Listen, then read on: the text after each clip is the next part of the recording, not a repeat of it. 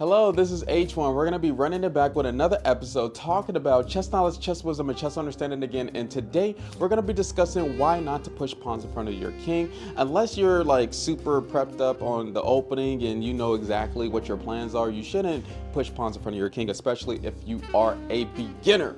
Do not do that. Do not do that as you begin chess, please, because you're gonna ruin a lot of progress.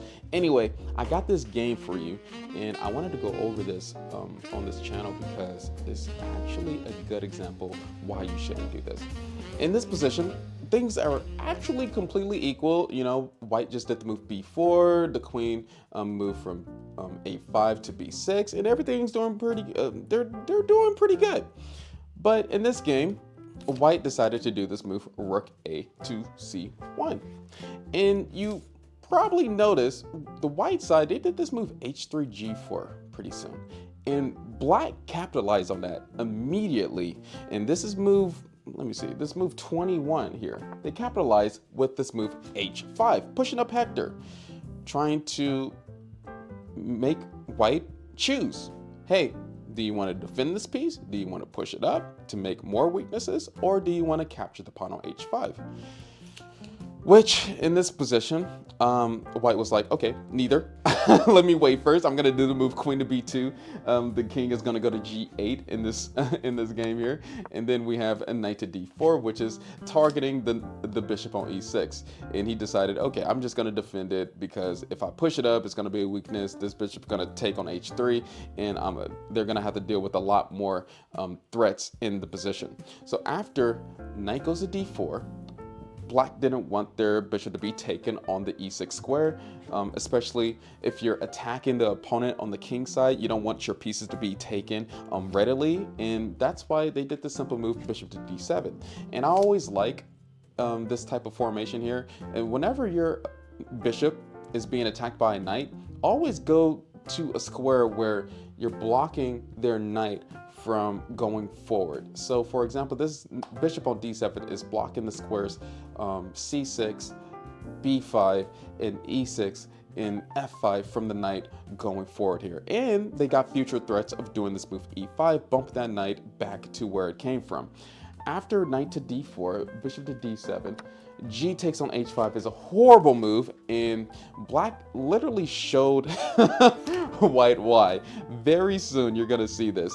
The best move is actually doing e5 here, but why not just do queen to f6? If you're going to attack the opponent's king, why not bring the big bad wolf over there to checkmate the king? Especially with the knight on e4 already with threats, and the best coordination of a queen in a piece is the queen knight other than the queen bishop.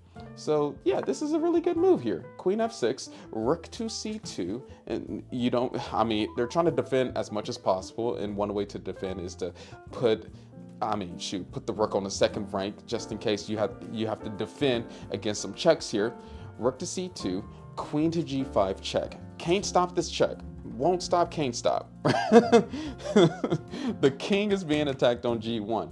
How does this end? It ends pretty badly because after queen g5, king to h2, they're trying to defend as much as possible. And then the queen just got a little bit closer to their king on h2 by doing queen to h4. We don't care about this pawn anymore. We don't care that they captured this pawn on h5.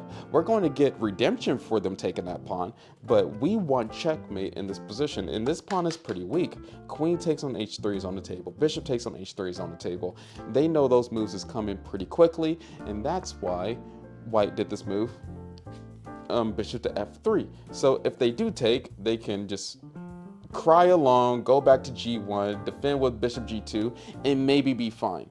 But no, that chess is never that easy, and that's why black did this move knight to g5 to put more pressure on this pawn on h3, and then putting pressure on this bishop on f3.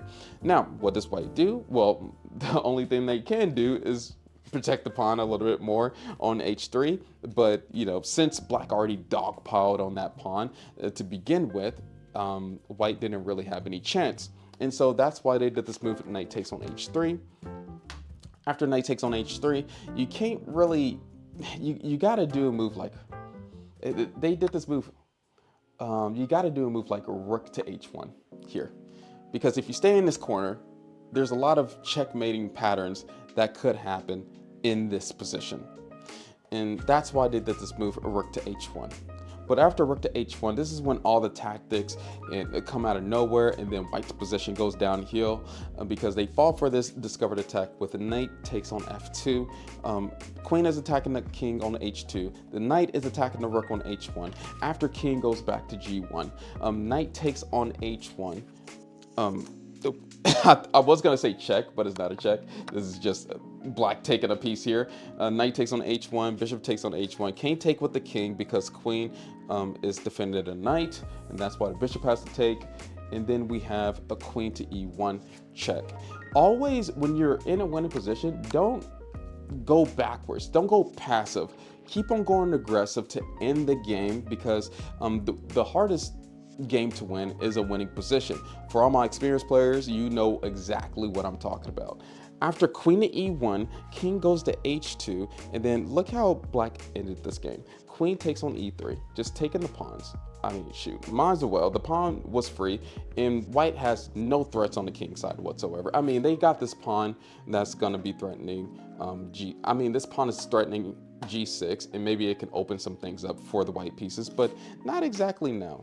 After king h2, queen takes on e3, rook to e2, and maybe they're trying to get their rook activated. And so what are we gonna do? We're going to check their king, since their king has no pawns or no pieces defending it right now.